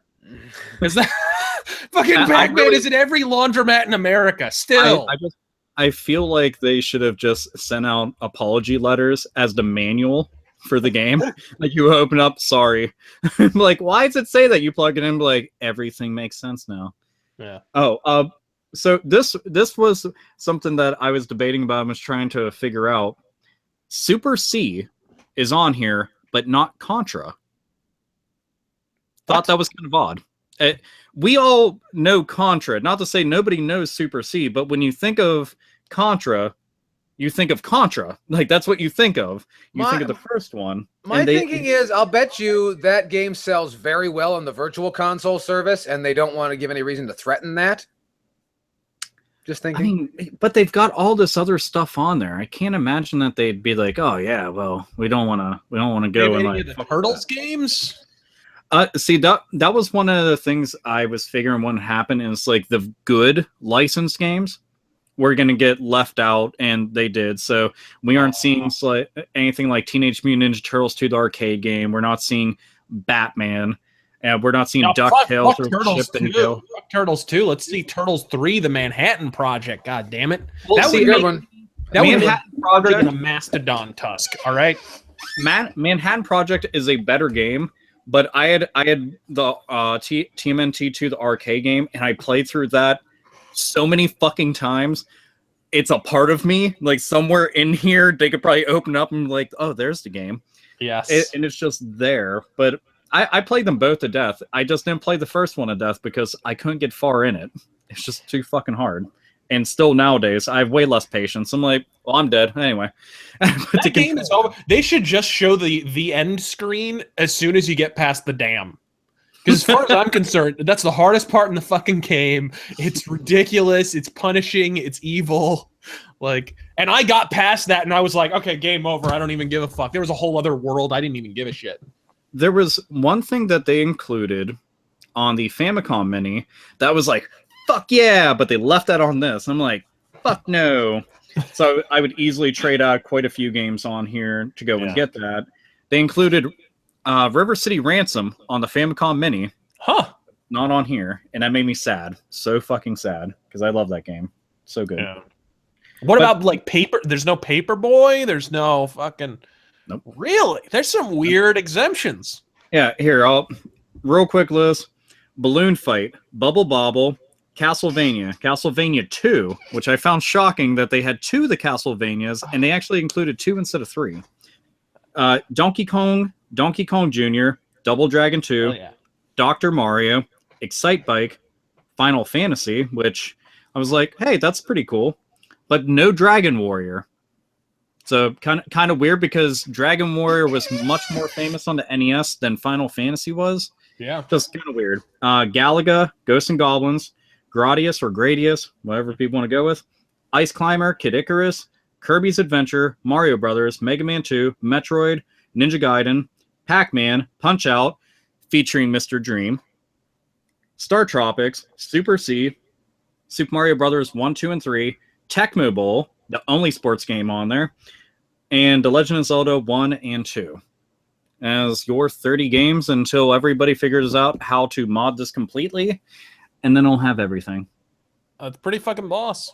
I mean, it's not bad for if you figure what it costs to get the games on the virtual console and to get this little plug and play system. 60 bones to pick it up unless you're one of the complete idiots online who's actually too impatient and you're paying $200 for one. You're a fucking idiot. And now you're a poor idiot. So Yep. yeah, I mean, I haven't gotten to crack it open yet because I was wanting to make a video, but I don't think anybody will see my video because there's already 8 billion. Yeah. So no shit. it'll get about like 10,000 views and no one will give a shit.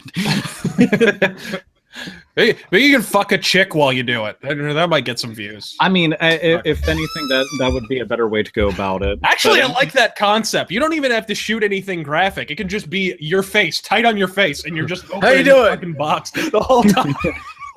but you gotta do this. So at the bottom of the screen, you just see this. Like that's all that's going on, and then you just keep a straight face the whole time. But like, so talking about the NES, and all we hear every so often is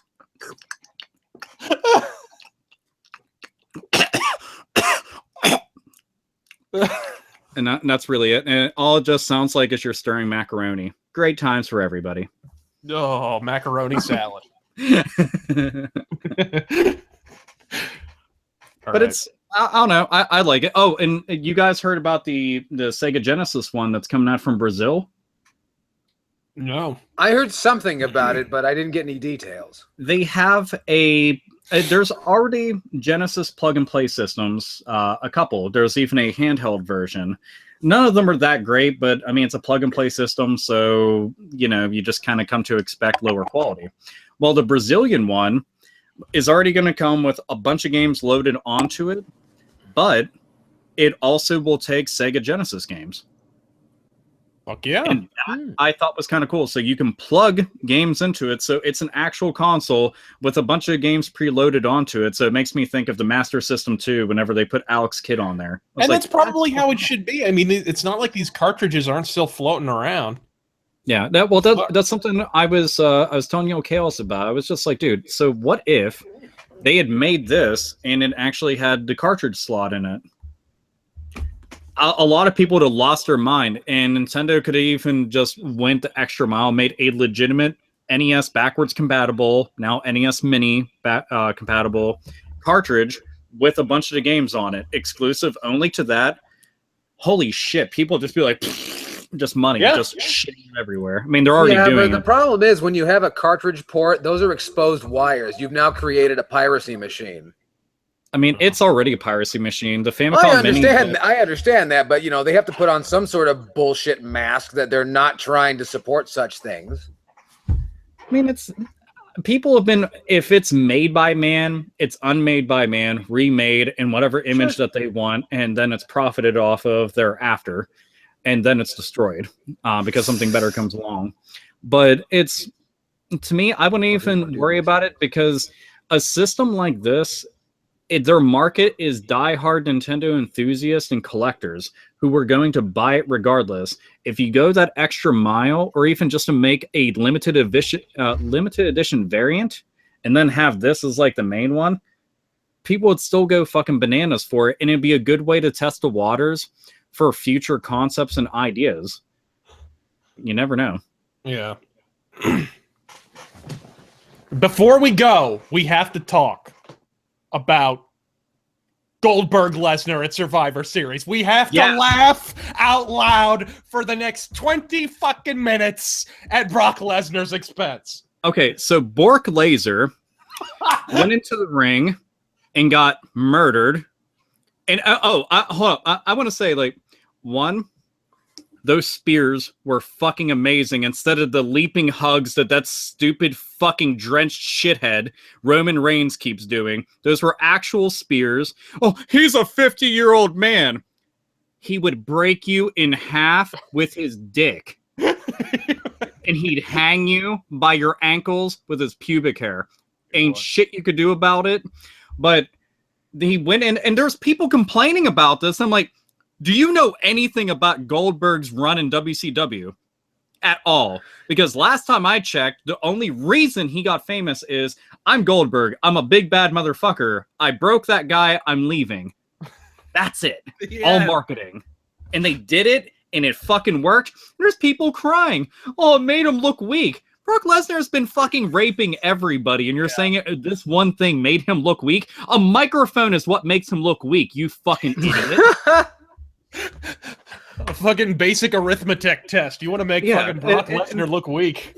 Oh, and to any of the fucking marks out there for Brock Lesnar, you'd never say that to his face. Yeah, I would, because if I manage to live through the fucking beating, I'm going to own everything that he fucking has. And I'm going to go... I'm literally going to fuck Sable in front of his fucking face. Why would you do that? I'll be able to do about it.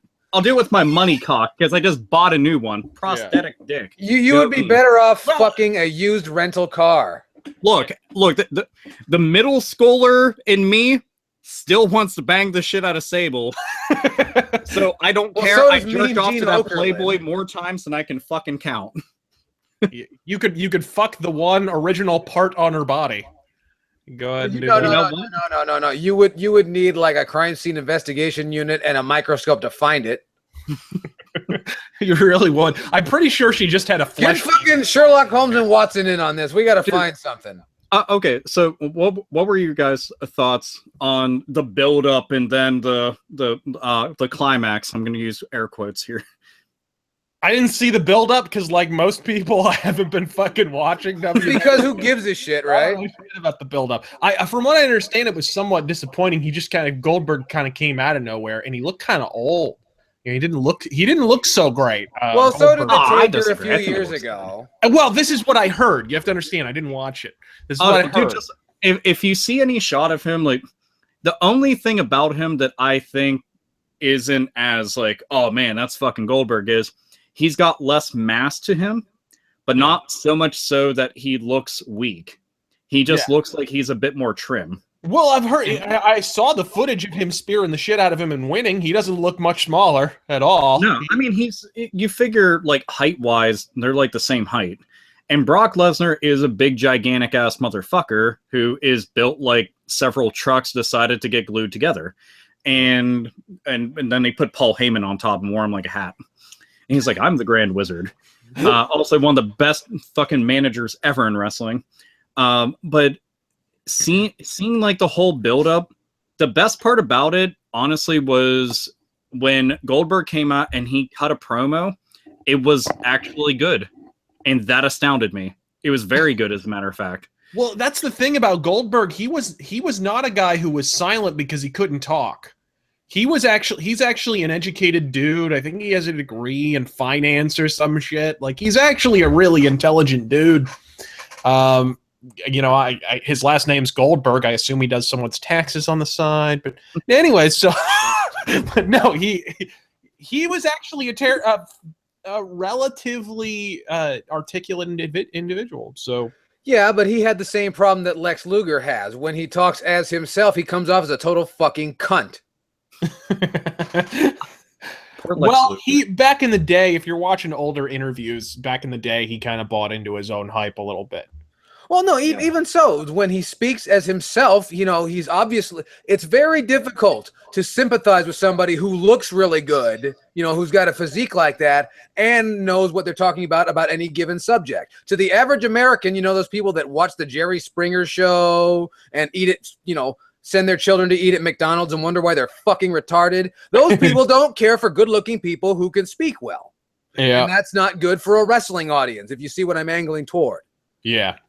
But so that part hearing that doesn't surprise me at all, because I always saw Goldberg as being at least a halfway decent promo. What I am pleasantly surprised by is it seems like Goldberg is protecting his legacy of a fuck of a lot more carefully than Sting ever fucking was.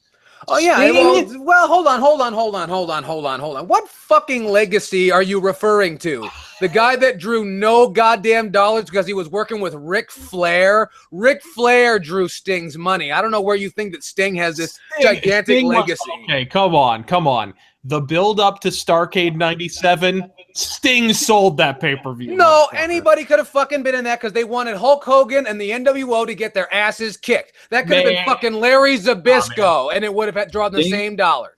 I'll point to the fact that they did the exact same thing with Lex Luger like 2 months before that, and it didn't half as much money as fucking Starrcade 97. Yeah, if you think about it, they had a lot of people that they were trying to have as like the WCW, like he's going to be the leader and we're going to champion him, except for they just kept putting NWO shirts on every single fucking person.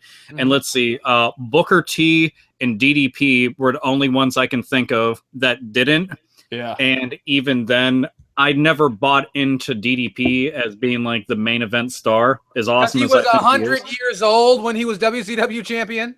No. His fucking entire chest area had the consistency of a fucking baseball glove. Oh my gosh, man. He looked like my grandmother's elbow. He does indeed. Good grief. But I look at it like this. No matter how he looked, he was banging Kimberly, and I would have traded. And that ain't not a bad thing, let me tell you. Look, and she was a lot younger than I thought she was back then. Yeah, That's a woman who looked way older than she was back in the day and looks way younger than she is now. Like Suzanne Summers, good for her. Apparently. I don't know. I'm into the Thigh Master concept of it all. Oh, and so the match, like after everything had happened, was it they keep on saying that the match was like 2 minutes. I think it totals out to like 1 minute and 40 something seconds. That's what everybody. There's a bunch of people who were pissed off. Like on Twitter, I kept going back and forth with this one dude.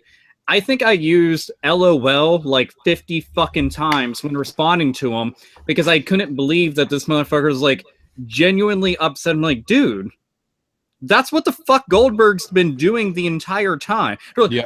He did get in the ring with Steven Regal, and it didn't go quite that way. Yeah, and you guys, Steven Regal is like a wrestler, and Brock Lesnar is German's. I'm sorry, belly to back suplex machine, and that's all. You gotta like. So what do you think of the angle that maybe they did this to punish Bork Laser for violating the wellness policy? Well, no, I don't believe that for a fucking second. Here's what I saw. Now, mind you, I saw it in review. I didn't see it live. I was very sick yesterday, but what I saw in review, there were 3 fucking moves. Actually, there were 2 moves. Okay. But what I saw Bill Goldberg, 50-year-old Goldberg, who I didn't think shit was going to come out of, explode out of the corner, spear. Brock Lesnar, scared. He sold something. Did you see his face? He looked scared. Like, where the fuck did this come from? And then another spear. And again, he looked scared. No. You gotta, whenever, like, they got face-to-face, Brock tackled him into the corner. True. Okay. And then just, like, gave him the fucking stare down and was like, you're my bitch. Yeah. Goldberg shoved him. And I've never seen somebody get shoved like that, but he shoved him like he was trying to move the planet out of the way of a fucking incoming meteor. Because, I mean, Brock Lesnar is like, I don't know how many pounds, like what, 275 or some shit? And he shoved him. He looks like more. He shoved him and he left. Like, he just left. He was just like, go away. And he was like, okay. And he was just gone, and that was it. And he, like you said, he sold that shit. He was just like, what? Yeah. And the thing was, I mean, it's kind of like oh shit, was it Rocky? Yeah, Rocky IV with Drago, when he's like, he's not a machine, he's a man. Suddenly, Brock Lesnar was interesting. Yeah, for the first time ever. Because he was scared, and that this has been talked about a lot through a lot of people talking about wrestling, is that they have writers. They can control the drama, and some drama came from somewhere. I have no idea where, and I know a lot of people complained that it was 90 seconds. The show went on for fucking ever. How much more did you want? And did you really think they were going to drag 17 minutes out of 50-year-old Goldberg? Yeah, that was not going to happen. I get the feeling it might be. We're angling towards WrestleMania. If you didn't know that, we're setting up for WrestleMania 33. Yeah, clearly. I think we're building up to a WrestleMania match where he'll put over Lesnar clean, which is, boy, hey, somebody else gets to put over Lesnar clean at a Mania. But they're gonna it's gonna have to be something big. They're gonna have to go in a cage. The only way that Goldberg is gonna be able to go along main event, at WrestleMania, it's gonna have to be in a cage with furniture and shit. They need to make it into a street fight because both of them, honestly, Lesnar has been really fucking sloppy in the ring the past couple bouts, and I don't blame him because he has a guaranteed contract and he only shows up what 4 times a year? Dude, he's the highest paid guy. He's the highest paid guy. And he don't do shit. His contract is what, $5 million right now? For and keep in mind, that's absurd whenever you think about somebody like John Cena who's around. And all the fucking dollars. That's absurd because how much fucking interest is he actually drawing? They'll advertise fucking Brock Lesnar for 4 weeks straight. Oh, he's gonna be on Raw. He's gonna be on Raw. He's gonna be on Raw. Raw records record low rating after he shows up. It's like Well, they never got any mileage out of Dan Severn. They never got any fucking mileage out of Ken Shamrock. Is this really surprising? One of the things that I think a lot of people who are fucking spazzing out and forgetting. And they waited too long on that Ronda Rousey shit. Now, let me point that out. They're making him look weak by doing this. They're making him look weak. And okay, so he lost clean to a dude who he had already lost to in the past, who was known for being dominant as fuck and doing exactly what he did. And did any of you even see Brock Lesnar back in the early 2000s during the Ruthless Aggression era? Because that motherfucker lost a lot of matches. He did play like a pussy bitch pretty fucking often during his matches, which was normal. He was a fucking blue chipper. Dude came in, was doing some amazing shit, almost fucking broke his goddamn neck doing a shooting star press that he had done numerous different times, had put on a lot of really good bouts, and now all of a sudden the way that they have him built up as an unstoppable optional boss. So now he loses and people forget about all the shit that went into this. I'm like, where the fuck have all of you been? Most of the people that are complaining are old enough to have seen all this shit. Yeah. Nobody can have this selective of a fucking memory. Well, you know what I think it is? I think it's the fact that WWE has so little consistency in their storytelling. They don't remember shit that happened 5 episodes ago, let alone fucking 15 Of course they ago. don't, because they wrote it and then Vince changed it fucking 5 minutes before air. They're just assuming, oh, fuck, whoever Brock Lesnar was last week, that's who he's going to be forever. Shit. Well, I do think it's kind of fascinating that the entire time that they've ever discussed anything pertaining to him, they talk about his accolades.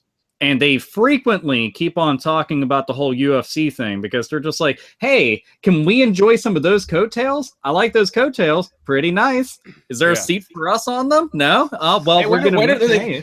Hey, when are they going to mention the fact that UFC is more fixed than a smackhead on payday? When are they going to fucking more fixed than Bob Barker's Chihuahua, you fucking tools? Let's pretend that's real for a little longer. I mean, okay, it's a work is what I mean. It's not fake in the sense that their blows actually make contact, but come on. I like to think that it was a bit more fixed than Bret Michaels' hair. But there's the one thing that should... It's not as fixed as Kevin Dubrov's hair, though. No. They don't ever mention anything about Brock. You grown at me, motherfucker. They don't mention anything about him when he was in WWE at all. They don't talk about his they mention, well, he used to be the champion. Yeah, we fucking know that. Yeah. But talk about his feuds back then. He had faced off against Eddie Guerrero and Kurt Angle. He's already faced the fucking Undertaker before. He faced all these people, but you don't acknowledge the shit. Yeah. But if you want to really take that into consideration and you want to talk about their consistency, this is the company that for years told us their world championship is the world championship of all world championships. And then to make it better, they gave a universal championship, which a universe is much bigger than a world, to some big fat fuck called Kevin Steen. And they're surprised that things don't grow. By the way, he puts on awesome matches. And yes, I'm going to be one of those guys because... I'm all in favor. That's fine. If that's what you like, good for you. The point is, they try and portray him as a shoot fighter, and he is the fakest wrestler on the fucking roster. Hey, look, another guy who wrestles in baggy fucking jean shorts and a great big fucking oversized shirt. We don't have enough of those in CZW, for fuck's sake, wrestling in front of 20 people in a high school gym. But no, I understand. Kevin Steen, whatever the fuck. His promos, I think, sell him mostly because he's actually an okay promo. Oh no, he's really good on. His promos only work if you've seen his work in the indie scene. Yeah, that's true. That's the problem. Unfortunately, that's who we're marketing to now, and that's the problem. And that's marketing downwards. You're spending money to attract an audience that doesn't spend dollars on things. Yeah. Have you been to an indie wrestling show? Have you seen what they have to go through just to sell fucking hot dogs? Because people spend every last dime they have to afford the $15 to be amongst 30 other people to watch a fucking street fight. Hey, I'm one of those with fucking fluorescent tubes. Well, I'm sorry. I apologize. and I can sometimes afford a hot dog. I just choose not to because I don't trust them. Because I understand that too. But you know, like we were saying though, it's like hold on. There was a point where you trusted a hot dog. Like who at some point in their life was like, I'm gonna. Is this why you don't do game reviews? This is exactly why you don't do game reviews. This is the guy that trusts a hot dog. Exactly. Like, you know what I trust? Those ground up rat's anuses and fucking ground up duck bills. And hey, protein is protein, man. I was going to say, I mean, look, it comes in a package of 10, and then they give me 8 hot dog buns. What's up with that? Someone watched Animaniacs. I love it. I mean, I like to think that was part of how I become the charming motherfucker that I am today, making jokes that adults don't get. But it's, okay, now I will admit that there's a big part of WWE right now that is marketing towards a lot of the like indie fans out there. But the truth of the matter is their product is all over the fucking place. Oh, sure. When they try doing some of the other shit that they do, they don't let it even, like they throw the shit and they don't even give it time to hit the ball, let alone stick. Yeah. And then they're off moving. Like it's fascinating because if you ever go to WWE's YouTube channel and you see they've got the WWE.com and YouTube exclusive video clips, a lot of the guys that they have on their roster are just allowed to say and do whatever the fuck they want. And it is a million times more entertaining. And I'm like, you've got all this entertaining shit. Just put it out there where you're supposed to be making money. And they're not. And I don't get that. I'm like, this shit drives me up a wall. But I thought that I was hoping that Team SmackDown won, and they did. I'm sad that Shane McMahon got a concussion, but I'm not surprised. Because watching him in the ring, I was just like, please don't die, please don't die, please don't die. You're gonna die. Is he gonna die? I hope he doesn't die. I think he's dead. But it was, I don't know, it was kind of cool. And I wish that they built up Bray Wyatt. I like Bray Wyatt a lot. Why? Cool. Bray Wyatt's awesome. God forbid someone with an actual fucking gimmick should get ahead in the goddamn company. Dude, he's got, not only does he have one of the best fucking gimmicks that they've had in literal years, and I'm petrified at the idea of Matt Hardy going to WWE because I don't think that they'll give him the creative control that he has right now, which is the only reason his character works is because it's by his design, which is why most characters have worked. But fuck, man, I'm just... oh, by the way, I was watching Goldust when he was in TNA under the guise of Black Rain. That shit was actually pretty fucking brutal. Him and Abyss. They gave him kind of the thing is like I think that character would have worked better if he was in better shape and he wasn't on fucking crack at the time. Oh, But dude, he did pretty well. The concept and idea of it, there was people saying, oh, it wouldn't work because it's too serious and blah blah blah, and I'm just like, that doesn't make any sense. He's now like a dark manifestation of like a Goldust type character, minus like the allure of, you know, Hollywood shit that early on that he seemed to talk about a whole lot more and then eventually just quit talking about. Yeah. But I like this concept and idea. They're like, well, it just looks the same. Who the fuck cares? He's doing something different. Like, it's just a different side of the same coin. Just shut the fuck up and enjoy it. Like, everybody wants to dissect everything. I'm like, be entertained. Just fucking entertained. And it's funny too, because that was what, 2007? Flip the fucking channel and tell me there was anything on WWE that was even remotely that entertaining anyways. You know, like I remember that fucking era. It was Edge feuding against Triple H. Ooh, fuck. Jesus. Mid 2000s. Yeah, look at all the veins. Jesus. Fucking, two roided out motherfuckers who are going to retire early because they're going to tear their fucking remember all the quads. fucking dollars they put behind Ultimate Warrior and Rick Rude? Hey, veins. I still say Rick Rude should have had the belt. Why? He never did. That's bullshit. Why? Rick Rude is amazing. But that was back in the era where you could never have the belt and still be over as fuck. You know, it still wouldn't matter. Like, everyone knows Jake the Snake Roberts. Everybody knows him. Never had the fucking belt. Never had a belt. $1 Million Man didn't have the belt. Jake the Snake didn't have the belt. Let's see.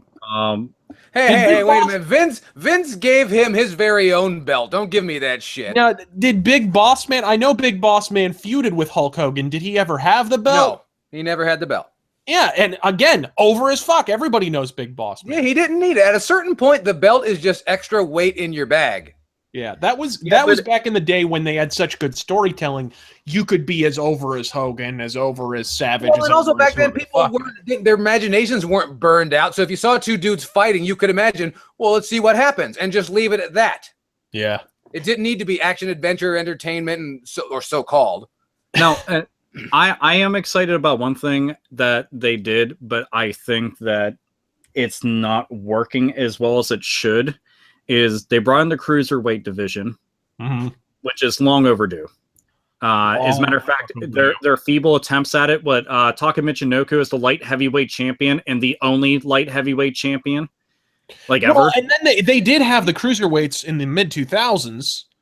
They had Ultimo Dragon in the company, and they brought in the cruiserweight belt. They had fucking Juventud Guerrero was in there. They had the Mexicools. And there was all that still sounds. Tajiri had the light heavyweight belt for a brief period. Yeah, they did. Well, it wasn't. Yeah. Tajiri is the fucking man. I mean, Tajiri is a bad motherfucker, but the way that they always treat it, like, they always end up treating those things like shit. And I feel that since they've been picking NXT clean of everything, and they're still going to, because Samoa Joe is going to end up getting called up. And it's just a matter of time. And Finn Balor is going to be back off of his. Or is Raw going to look like Impact Wrestling from 4 years ago? To be honest, man, AJ Styles has been doing really good there. Well, their ratings already match TNA. I don't like him. I don't know why I don't like AJ Styles. He talks like he has a mouthful of shit, and I don't.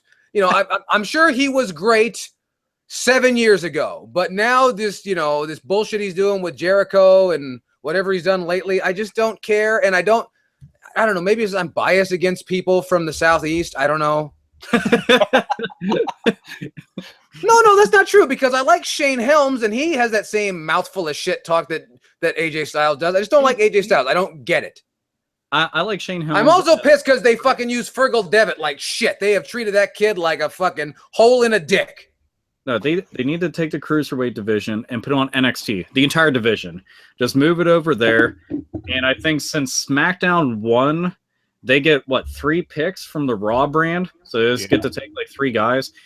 If I was them, I'd be a dickhead and I'd take Kevin Owens, because then they'd have both heavyweight belts. And I'd be like, you don't have anything at all now until we do crossover shit. And I mean, Raw's ratings are slipping to the point that SmackDown's beaten them in the ratings numerous times. That's a shorter show is beating them. Probably because it's shorter. There's good reasons why. A while back, whenever they did the brand split, originally they had Paul Heyman as the head writer to all that shit, which was perfect, and he should always be put in a position like that because the dude is smart as fuck and actually gets the business from both sides, which is rare. And he also gives the business from both sides. Don't forget about that. I mean, he is known for being a shithead when it comes to being a businessman, but an idea man he's very good at. But they've got separate groups of creative.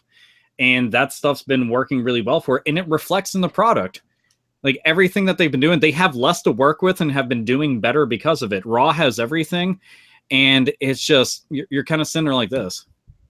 Well, and you also recognize that the only thing raw about that show is its name. Yeah.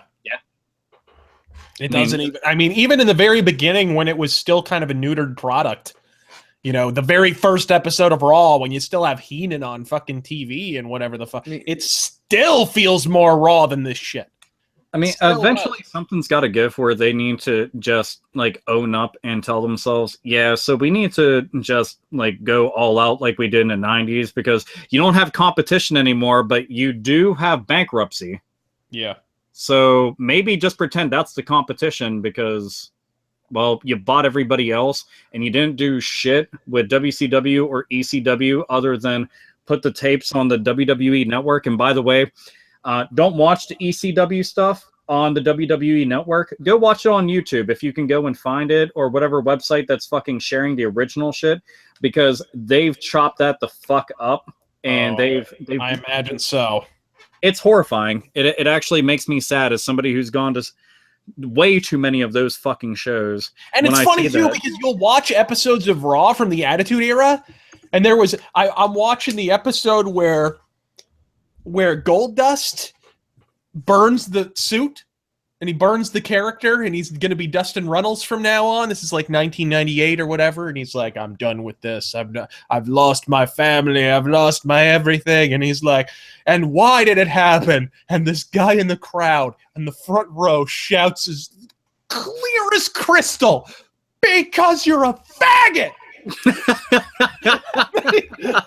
And he's like, and Dustin like literally stumbles and is like, well, why did it happen? And the guy shouts again, because you're a faggot, Rhodes! All of a sudden, it just cuts, and it's like, back and to the left. Back and to the left. So they don't clean up the WWE Attitude Era stuff at all. They don't at all. I mean, there's nipple slips and all kinds of shit on the fucking Attitude Era. If there's anything with Jacqueline showing up, there's nipples somewhere. It's a matter of fact, I think that she, in her job description, it was like, your titty has to pop out at least once a month. All right. Sign that shit and be done with it. All right. And Terry Reynolds, fucking Jeff Jarrett. Like, they had some kind of deal with Terry Reynolds and 3D glasses. There's no fucking way that they didn't try marketing that shit, because I swear to fucking Christ, I could almost feel them grazing against me. Okay, wait a minute. I just want to say, now that we're talking about Terry Reynolds' nipples, that must mean it's time to get out of here. Ladies and gentlemen, thank you very much for tuning into the brand new Hate Bit podcast. We hope you enjoyed it. You can kiss my dick, and you can follow us all here on YouTube and Instagram and Facebook and Twitter and your mom's house and all that shit. Fuck all of you. See you next week. Fuck you.